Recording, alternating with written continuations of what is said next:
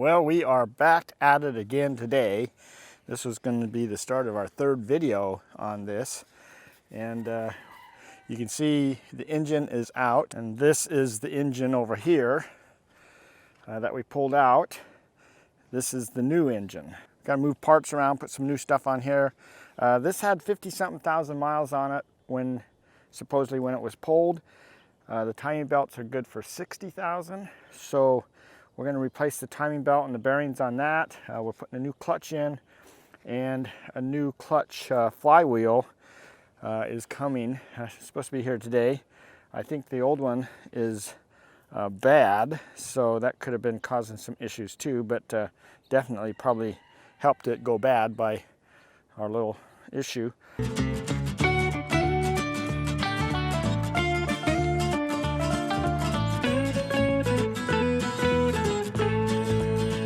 Hey everybody, welcome to Tigner Adventures. My name is David, and today we're going to continue working on our engine issue that we had that I showed you in this video, where we blew the engine because we were towing it in gear, which is not as uncommon as I thought it was. I thought I was the only dumb person out there, but lots of us out there.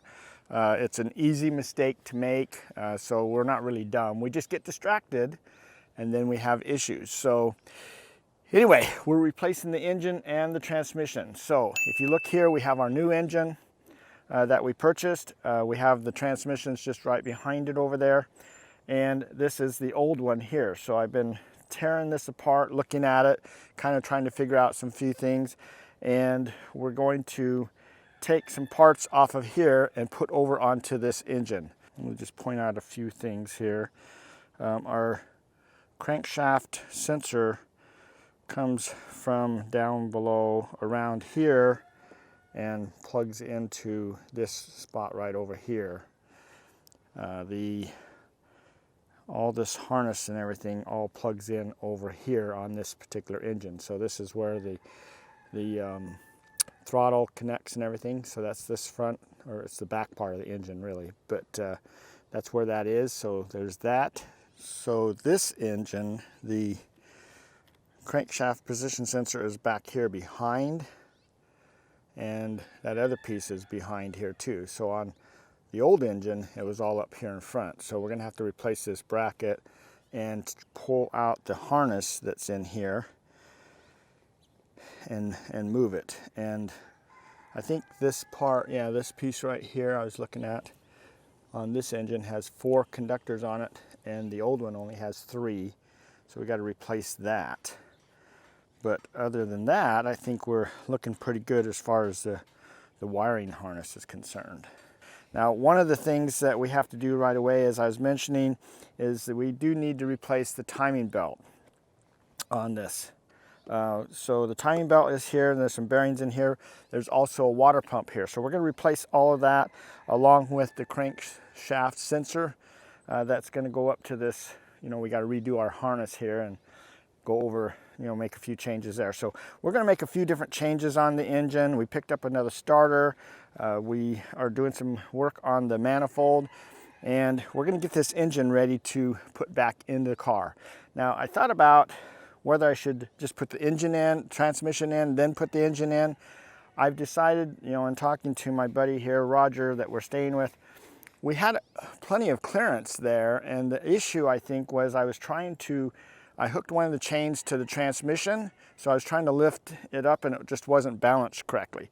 The actual lift points on this engine is on this bracket right here and right up here by the manifolds. There's one in back, one in front, and it keeps it level as we're going up and down. So the key will be, though, however, is that there is enough clearance. There's a couple inches on each side there as we go in, but with the tractor, we don't have any real movement from right to left. So we're going to have to get it lined up pretty exact. We might be able to pull on the chains a little bit to kind of manipulate it a little bit to get it into the motor mounts, but 3 of the motor mounts are off the transmission, and 1 of them is right up here on the engine. So if we can get 1 of them kind of connected, we should be able to kind of move everything else around based on that. So I'm not sure which one. I mean, one of them being either the one in back or the one in front would be the best ones to work with. The side movement ones are just for the engine when you're starting and stopping. It's going like this. Keeps it from doing that when you're basically starting out. But the two front and back ones are what actually holds the motor in there for sure.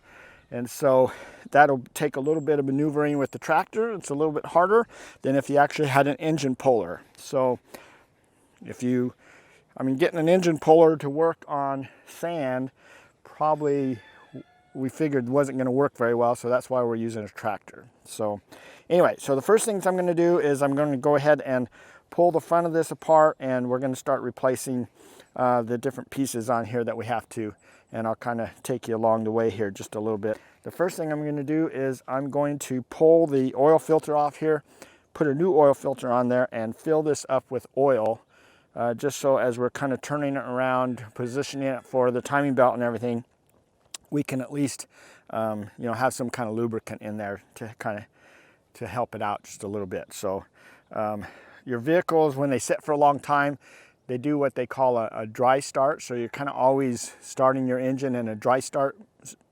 mode. I have no clue how long this one's been sitting around. So this could have been sitting there for a long time. I reached inside here, I took this oil cap off, and when I just touch in here, there is a little bit of a film of oil on there still. So hopefully we're okay, but we will kind of lubricate it up the best that we particularly can. So that's kind of the plan. So let's get started on this, and we're on to video number 3. I'm looking at this book again. You can see that 20-something years of carrying this around has taken a toll on the book. But engine oil, so for a capacities, including the filter, 4-cylinder is 4.5 quarts. Now we've already put probably a 0.5 into the filter, and these have on the sides of them, they say how much is in here. So this is supposed to have had 4.5 quarts in it. So we're going to put quite a bit in here, and we're just looking at this little clear thing. We're right here right now, so at 3.5. So we've put 1 quart in there so far, and we're going to go down to here somewhere, and then we're going to double check it. So we'll start checking the dipstick at a certain point. We don't want to overfill it. All right, oil change done, or oil added, finished. All right, so I just wanted to point out on this top of this filter box that the filter comes in, it does have instructions right here. It says tighten 3/4 to 1 turn after gasket contacts the base. So that's what we did there. The other thing is that this particular filter is for synthetic. I put synthetic oil in here, so I have full synthetic in here. I've used that all the time for quite a few years now on all my gas engines. And so this one's good for 20,000 miles, and it's optimized for synthetic. So that's why I have this particular one. So the oil is done, so we've got oil in there and everything. We're going to go ahead and tear off the face of this. We got these little shroud covers here that we need to remove to get to the timing belt and bearings. And then this pulley right here is the water pump. So we got to take this pulley off because the shroud goes behind it. The shroud goes behind this pulley, so we got to remove this pulley and pull this. We're going to have to use this puller. And I picked this up at AutoZone. They rent you the tools. This one's brand new, hasn't even been opened yet.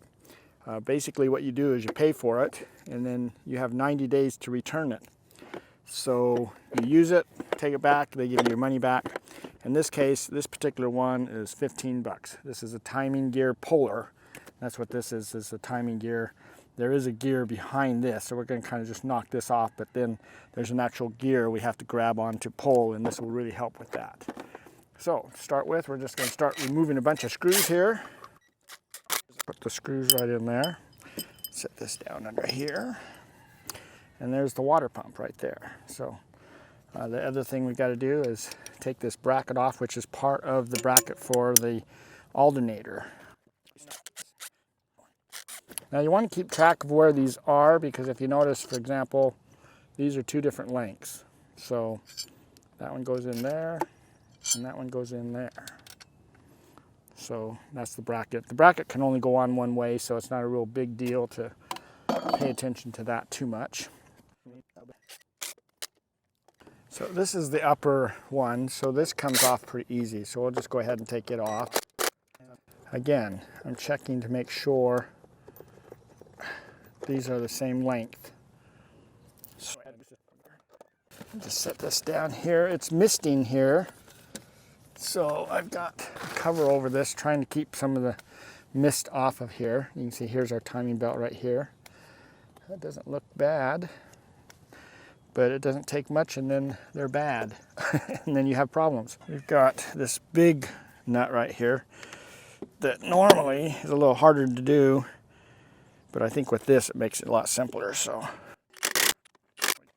all right, so this is just a center bolt holding this on the flywheel, or the crankshaft. Flywheel's on the other side. So now there's also 4 bolts that hold this on here. So this is what's holding everything on. So we're just going to set that to the side. This is a number 12. The rest of these are all 10s. Back on a little hole right there, and that fits back in there so that this goes back onto there exactly where it's supposed to be. Let me give you a quick overview here really quick. This is our crankshaft pulley right here. That's what this is going to be used to take that off. This is a bearing here, a bearing under this piece. We got to take this thing off. And then this is our dual cams that we got. And then we have another, so that belt goes around there. This is our tensioner that keeps that timing belt the right tension. And then we got a balancing belt back here off of this bearing. So anyway, we got to do all those. But if you look right here, this little mark right here and here, those are top dead center marks. And every one of these different pulleys, gears, have that on there. So we have to turn this, rotate this around. That's why we put oil in there. We have to rotate this around until every one of those line up. So we're going to start rotating that around. And so we're just going to do it with our ratchet wrench, not the big thing, because we don't want to put that much pressure on it. So before we pull this, we got to get it into place. Before we remove any of this or start turning this, I'm going to go ahead and pull these plugs. All of this is going to have to be swapped out anyway, so I'm just going to go ahead and disconnect this. There are 2 coils on this one, a front and a back one, and the ones that are on my other engine are brand new, so I'm just going to swap those over here. But I'm going to undo these. They're just a 10 millimeter. Most everything here is 10 millimeters. And it's important that we get the places, the right ones. So I'm going to take a picture of this so I know how this goes back in here.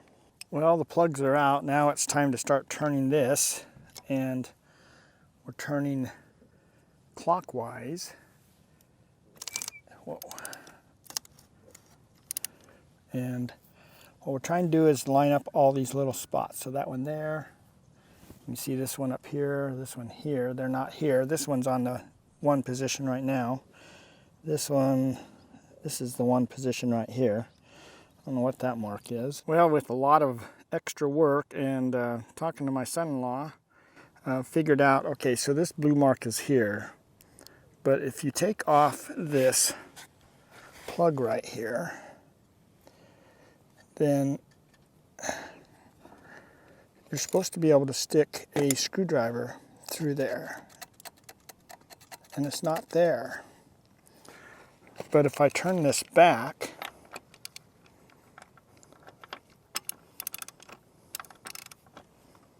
so that's lined up with this notch. Now, this goes in. And that's what the book says it's supposed to be. So it's in the wrong place currently. So we're gonna move that, that's an oil pump balancing shaft. So it would just make it run a little bit rougher. My son-in-law found this video that this guy did, and that particular pulley, that little sprocket there, can be in 3 different spots. And I'll show you the difference here, and also reference his video because he was a great help. So I'm going to go ahead and put this back to, all these are going to be back on 1 again. So those are all lined up, 1, 1, 1. And then down here on the crankshaft is at 1. This one is the one that's off. So at this point, this guy right here is our tensioning for that. And that's what, it pushes this pulley up and tightens up this timing belt. So I'm gonna see if I can, usually I would stick something under the frame of the vehicle and lift up on that, but in this particular case, I don't have that option, so. Old timing belt. Now, we need to take off this guy. We have new parts here. So we have a new water pump, we have a new one of these, and we have all new bearings here. So, we gotta take this guy off too. So I've already loosened this a little bit before. We've got to move this dipstick out of the way. Let's see if we can get it to move. Oh, there we go. I'm just twisting it, so this will just pull out. And there, this one is. So since I have everything tore apart, might as well just replace it all because it's just not worth having to tear this all apart later again when this quits. And you'll get an error code on your dash. Go into AutoZone and they'll say, oh, your crankshaft position sensor is bad. So that's what this is here. So, okay. Now it only goes in here one way. So just kind of match what's already in there. And we're just going to move that out of the way. We're going to hang that right there because we've got to take this other belt off here anyway. So this engine has 2 different balancing shafts. So kind of weird, but this is an oil pump balancing shaft. And let me just show you this. So if I take this and I put it there, it just stays there. But if I turn this, see how it wants to go back to here. That's where it wants to stay. But if I take this and turn it around here and try to line it up again, it wants to pull away from it. So that's the little trick that guy showed. And then, of course, putting the screwdriver back here, when it's right there, the screwdriver goes all the way in there with no trouble. It's a flat thing, and then it's round. So when you turn it, the flat thing, the screwdriver goes in when it's flat, where it's supposed to be. So don't know what that blue line is, but we're not going to go by that. So, all right, kind of was saying, well, if that's how it was and it worked, then why not put it back the same way? But I don't know what their deal was. All right, so this is our new one of these, so I'm going to put that there. This is our other little belt in here. It's on number 1. Notice how much play it's got. So let's just do this. See how much play? So it's got roughly about 1/4 of an inch. That's what we want to have when we're done. This bearing here is oblong, so when you undo it, then it turns and makes this bigger. See how much play I've got now? We basically have 3 bearings that we're replacing here.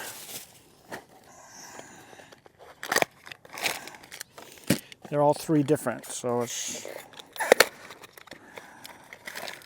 can't get them mixed up. So, all right, so the first one is this little guy.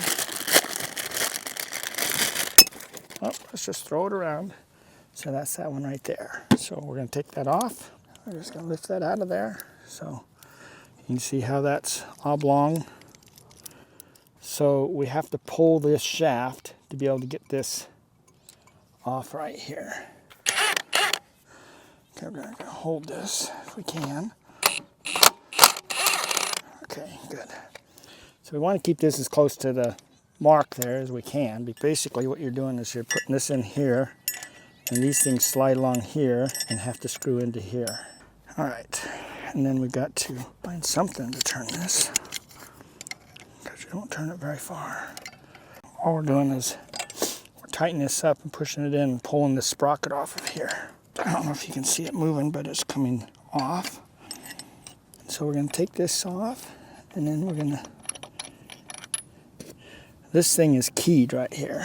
So there's a nice key back here. So that's what we're doing. We're going to set that there for a minute. We're going to slide this little tin plate off here. This is what slides through this little piece right here, which is a little magnet, and it senses this, and that's what keeps it in time. So it has to go in one spot. It only goes in one way, and that's our lineup mark right there. So we're going to take that, put it there, take this belt off. Here's our new belt. Just going to put it in there. All right, so that's at number 1 right there. Then we're going to put this guy back on that's keyed right here. Put our sprocket back on. So remember this little guy here sticking out, that goes into our big sprocket. So we want to get our lineup spot right there. Only goes on one way.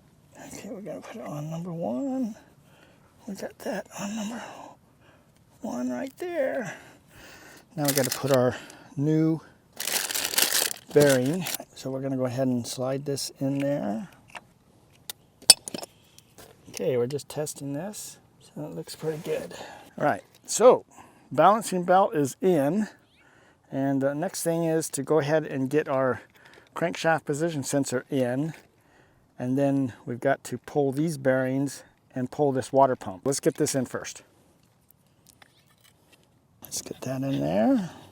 Okay, so this gets pushed around this little guy right here. There's a little hole back here that these things snap into. We just need to take off the bearings. Okay, this lever here is what goes up and down to tighten this timing belt. So we're gonna, this is the new water pump.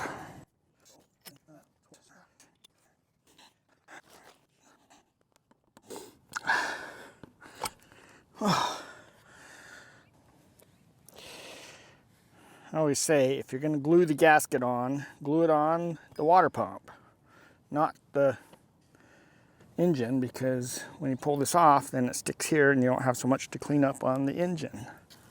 It's not glued on very hard, so that's nice.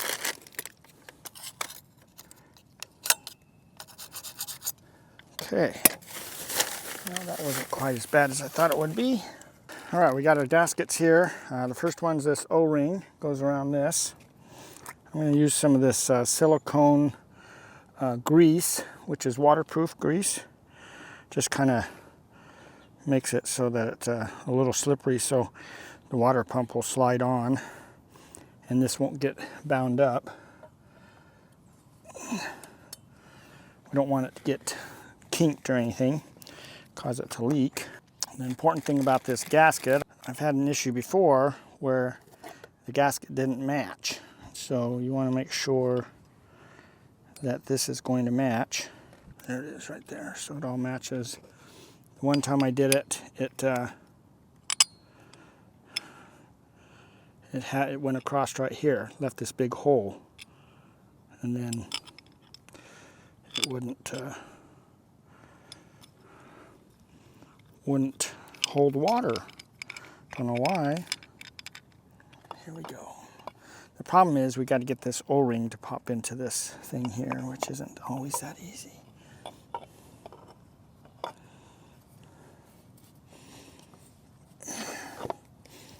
Oh, well, maybe it's not that easy when you're laying on your back. This is supposed to be set at 15 to 20 foot-pounds, according to the manual. So I got my inch pound and I've converted this. It's 180 to 240, so I've set this at 210. And I've gone around here and I crisscrossed these and I've actually torqued them all down. And so it makes that clicking noise when they're torqued down. All right, these big bearings, I've replaced this one here too. This gets torqued at 40. So I've set these at 40.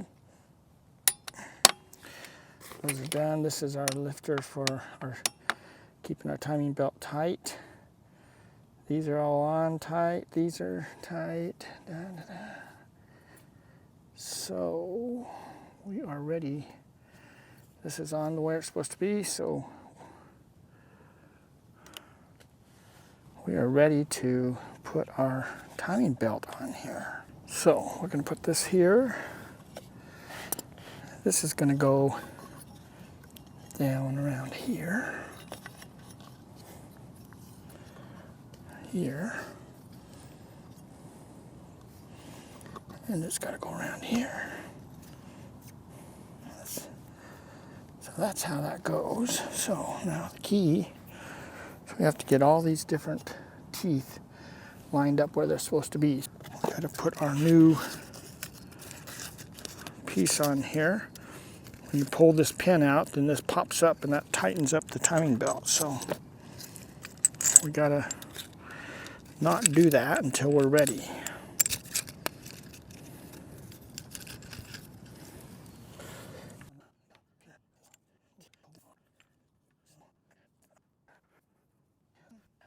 We're one tooth off.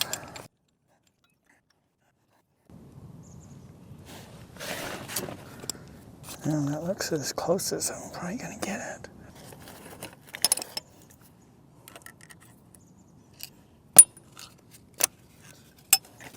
It looks like we're at 1, 1, 1, and 1 and 1, or top and top. So I think we are good. So that's done. Whew. Okay, so all that's in. I don't see any other issues. Now we're ready to put all this shroud stuff back on again. So this is the biggest issue with putting this back on the car, because you got to get this up in there.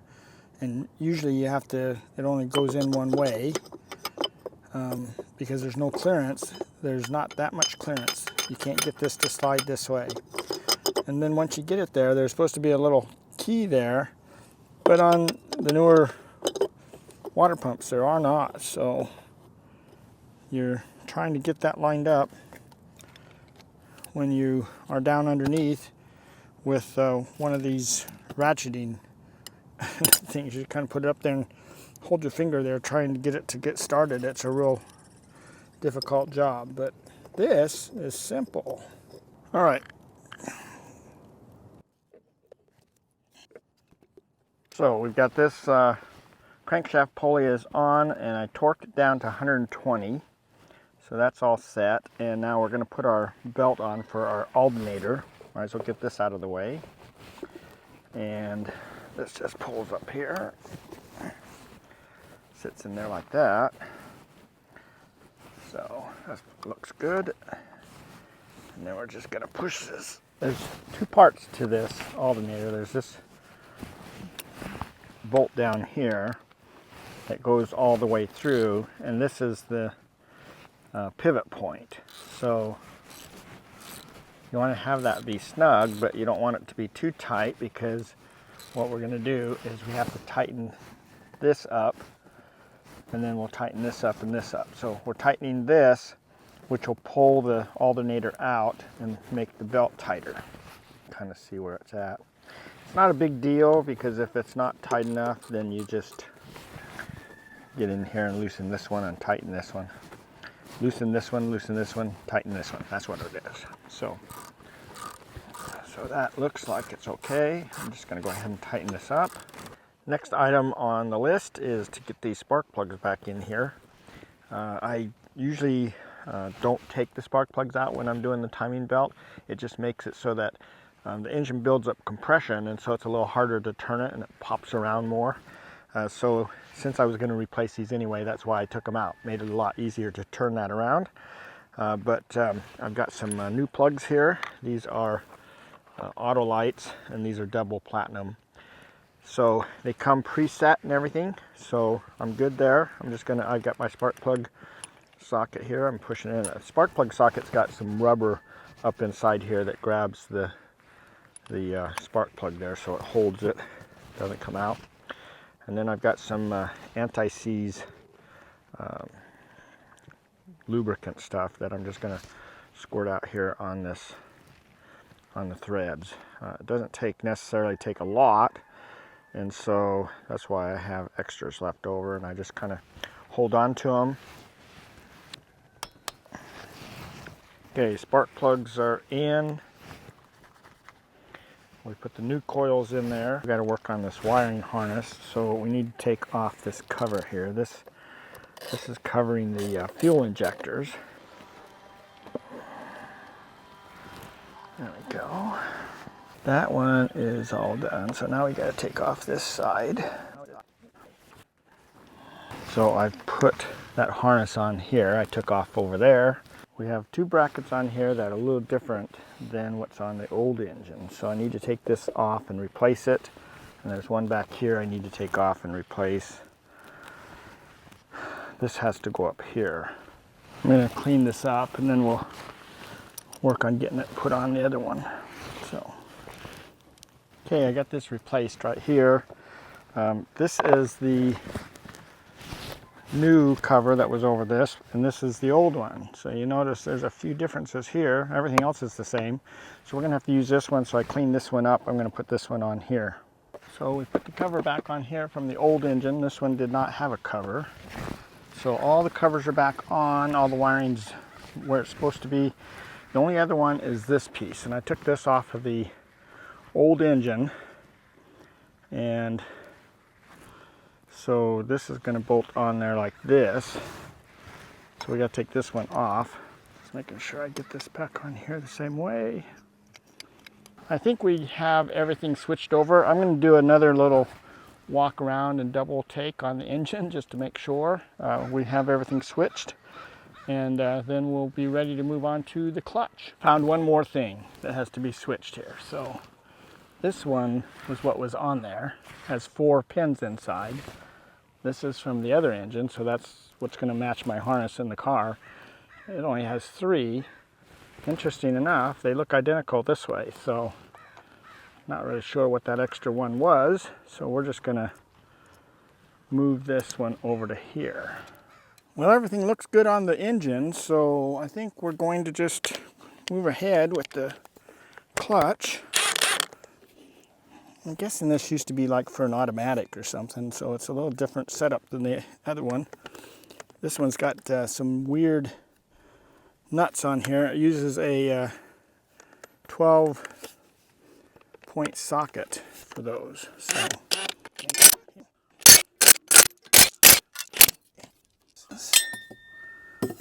All right, so we don't need that. That looks a little different. Looks like there's an extra piece in here.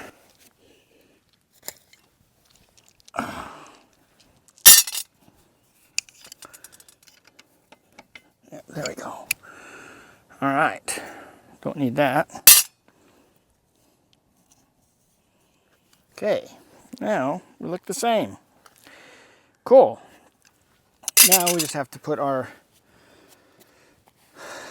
clutch in there, our flywheel, and then we'll build the clutch into the transmission here. So this is what we're working on. I think we're going to have to lift the engine up though to kind of manipulate it around to match the transmission, because it's sitting down here below the wood.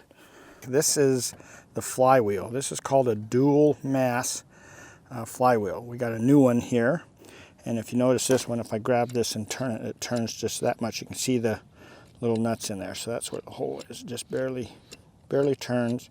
If I push down on it, it doesn't really rotate back or up and down very much. Just barely wiggles, you know, back and forth. This one, this is the old one, so this one turns quite a bit. You can see it's pretty loose, and when I push back and forth on it, this one here doesn't do that.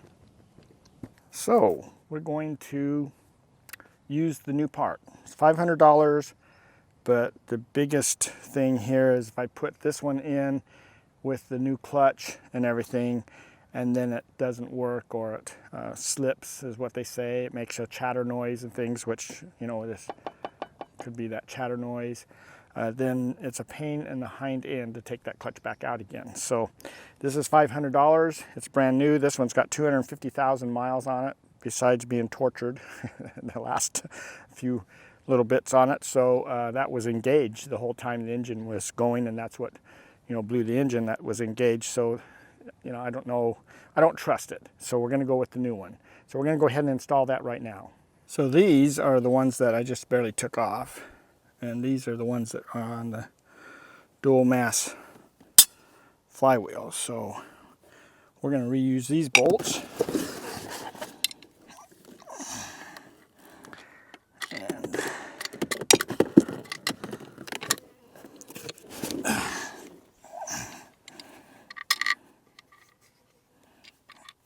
Okay, now this should just fit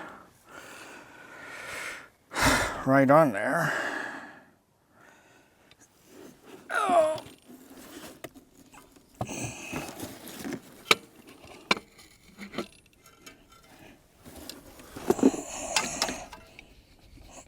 Okay, that's it right there. Now we just got to get the holes to line up. This bolt here is got a star on it, and so it takes this special socket. It's a T60, but it's a T-type socket, so it fits in there perfectly. I picked this up at the local hardware store because it's pretty close to here. Didn't want to drive too far. Now we just have to twist this around until we get these to line up. So it goes on a certain way. Whew, looks like all the holes are lined up. Okay, checking my handy dandy book. These are torqued on here at 100 foot-pounds. Let's see if this will work. Oh, gonna have to get some help. Meet my helper. So I've wedged this down here, and that'll stop that from turning while I'm tightening those up. I have to put it on the other side though. Hopefully that holds. That was 130 or 120 on that side, so we're going to do a crisscross section here. Torqued on, ready for the clutch. Here is the clutch assembly stuff. We got the throwout bearing right here. Just set that to the side. That'll go inside here. We got the alignment tool. This skinny spot right here goes right in there. There's a spot for it to hold this so that when we put this in here, we get it exactly where it's supposed to be in the center, so that the transmission goes together really easy. So, and then we have our clutch. This is the clutch disc. And this is the actual, whoops, this is the clutch, the pressure plate. So we've got to get some stuff to clean it. The screws left over from taking the old clutch off. Have to reuse these. Now I'm not really sure why, but two of these have lock washers on them and none of the rest of them do. So I need to put the opposite of each other, the lock washers, so that it keeps it in balance. And that'll, it's been like that forever, so who knows what happened before. But here is our clutch pad, and this has some wording on here. So this is the flywheel side, so that's going to go this way when we put it on there. So I guess I'll just set that to the side. And then we have the actual pressure plate.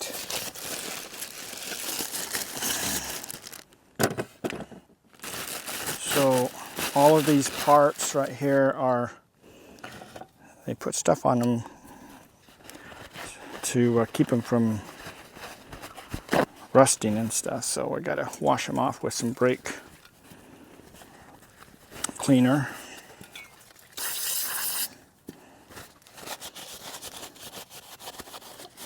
That just gets any junk that's on there off. Normally I'm laying under the vehicle doing this, so this is nice. Okay, and then we're going to do the same on the pressure plate here. Want to make sure there's no grease on this. It's kind of like doing your brakes. Same idea. Now, let's go back to the pad.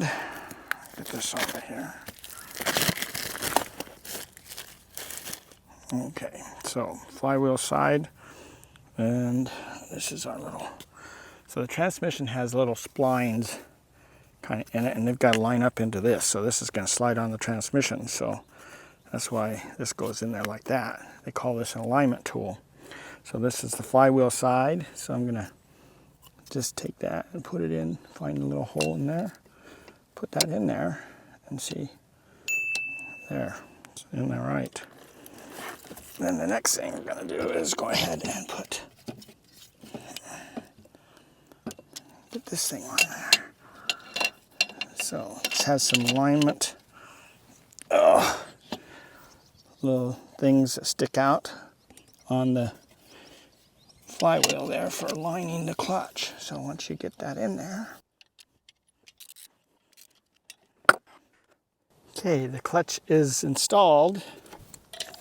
This comes out.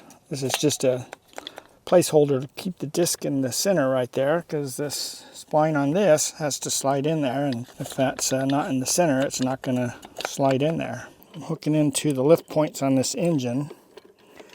We'll lift the engine up and then we'll maneuver it to put the transmission on.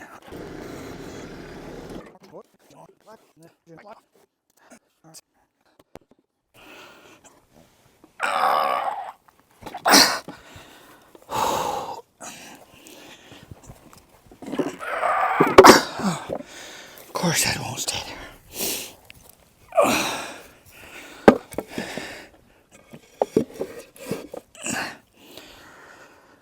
Alright, just manhandling it.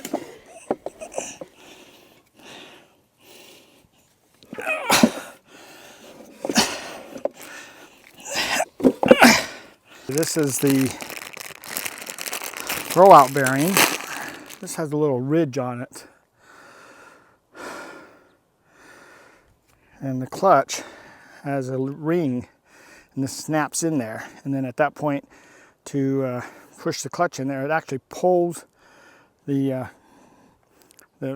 clutch piece, pulls that away. All the fingers pulls that away, and so that it pushes the plate, or pulls the plate away from the transmission, or from the engine, so you can shift. So you don't want to clip this on until the transmission's all together. And that's kind of what this little warning sheet's telling us here. So anyway, but we do have some grease to put on these tongues here, because the clutch thing that goes back and forth, moves this back in and out, slides back and forth on this. So we want to put a little bit of lubricant on there. There's the clutch piece. That's what's going to slide right there. This right here is the transmission, and that little spline thing that matches this. So I've taken that out of there, because we had to have that in there to get that clutch plate in the right place. And once it's in there and bolted down, it won't move now until you engage the clutch. So anyway, the little levers here, these are the pieces when you push on the clutch. This moves back and forth, and so you got to get this lined up here, and then that's what does the clutch, based on this little lever out here that hooks to our hydraulic clutch, and we haven't installed yet. Okay, I got the bearing in there, goes back and forth, and I sat there and messed around with this on the old transmission, trying to make sure I got it in the exact right spot. And then when I got over here, I did get it in that exact spot, but come to find out, if you look in there, you can see it's keyed. It only goes in one place. Whew. sit there and waste a lot of time on that. So anyway, it just works back and forth just like that. So we're going to tighten that down.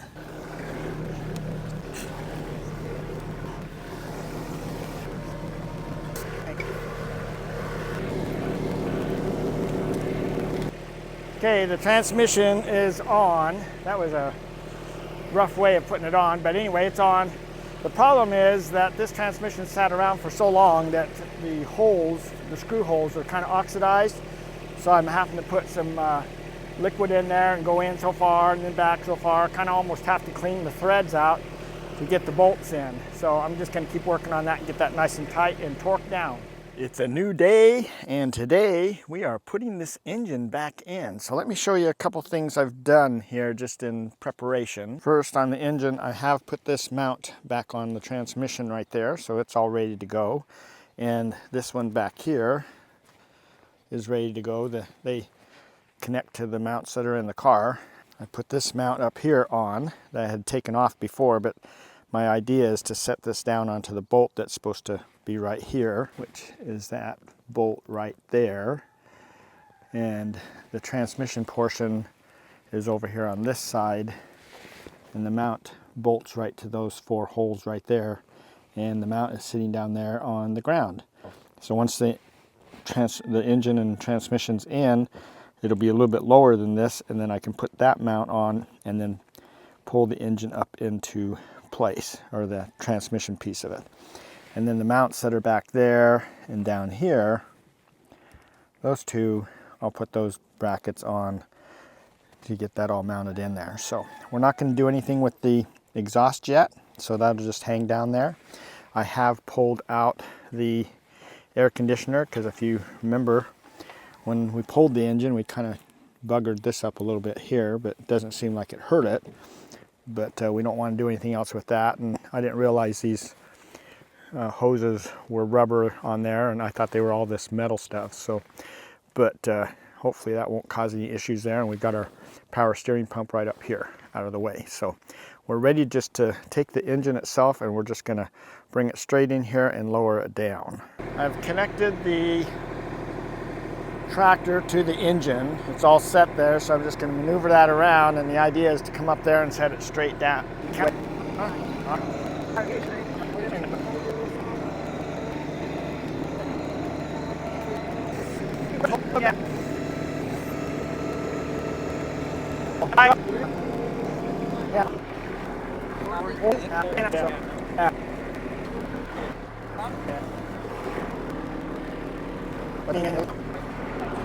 We got it.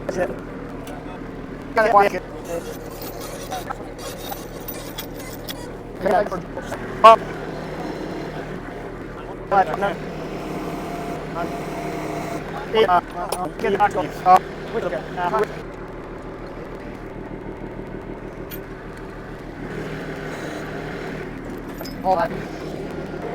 So I should make note of one thing. This oil filter was in the way when we were trying to get that in there, and so we finally took it off, and then it made it so the engine would just slide in with no problem. This was just sticking way out to the one side, so it kind of dinged it up a little bit, but we just have to fill this back up and put it back on again. I've now connected the motor mount down there, so that's on, and that one's on, and the back one's on, and I started putting these things back on. So the air conditioner, compressor, power steering pump. So the process of, that we have to do on this is just put it all back. Just so, the book says that this is how you tear it apart, and then to put it back together, you just reverse it. So I guess you can play the video in reverse.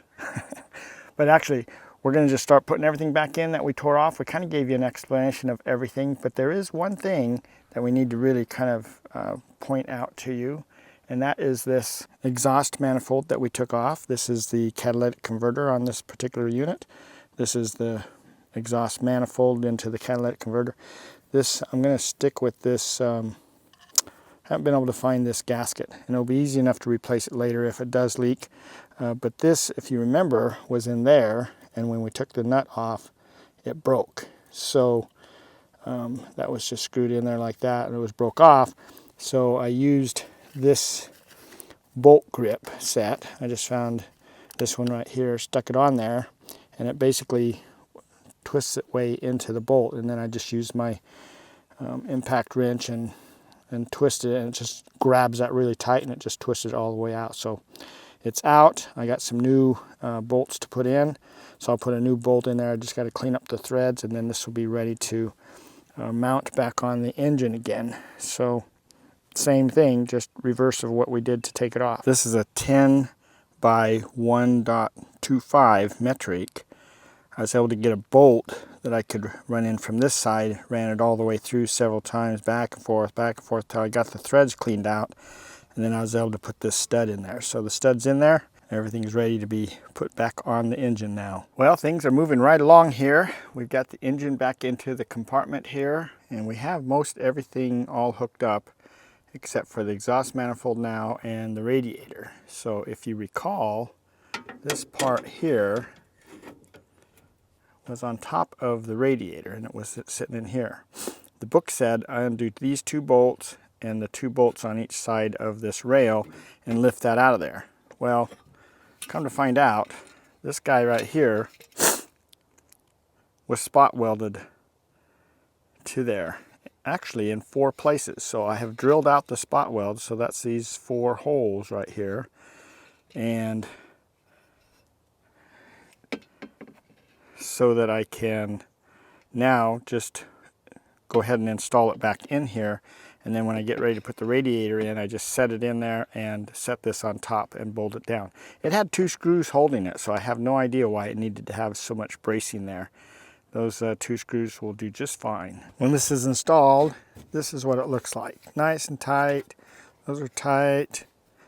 So everything is braced there, and now we're just going to take out these 2 bolts and the 2 top ones, lift this off, and we can work on getting the radiator into place. But this is all bolted where it needs to be, all the way down through there, and the bottom stuff is all put back on. Now, of course, in hindsight, I think I would have done this just a little different. I should have noticed that these were spot welded, and I should have just drilled those out to begin with. I could have just drilled them out right here and lifted that off there, or pried them apart or whatever, and got it to come apart without having to tear everything below out just to get this one brace out of here. So anyway, I mean, a little extra work, but if you were doing it yourself, you might want to just check out those spot welds and just drill them out to begin with, and it'll save yourself a little bit of time. I've gone back and put everything back in here the way that I took it out. So if you followed the first couple videos, you know, just getting the engine out, I just did everything in reverse, just like the manual tells you to do. It never gives you step by step after that. It just says go back to see how you did it, taking it out. But we did have it documented as far as where things were going, and all the different bolts were in the right place, because I just put them, you know, just stuck them in places so I wouldn't lose them. So everything is done, and we are ready to test this out. And if you look right here, these are our fuses, and my son-in-law told me to that I probably should pull the fuel pump fuse, which is right here. This is the fuel pump fuse, and then crank the engine over for 10 seconds, and then put it back in and do it again, just to get the oil flowing just a little bit. So to open this, we just squeeze this lever here. This comes out, and if we look there, it's 1, 2, 3, 4 over. So if we look on top here, it's 1, 2, 3, 4 over. So we're going to take this out, and now we're ready to crank the engine. So we'll see what it does at this point. So okay, so we did that just to get the pressure build up in the oil pump a little bit. So I'm going to go ahead and put that fuse back in. So I'll just snap it back in there, and then we'll go ahead and try to start it.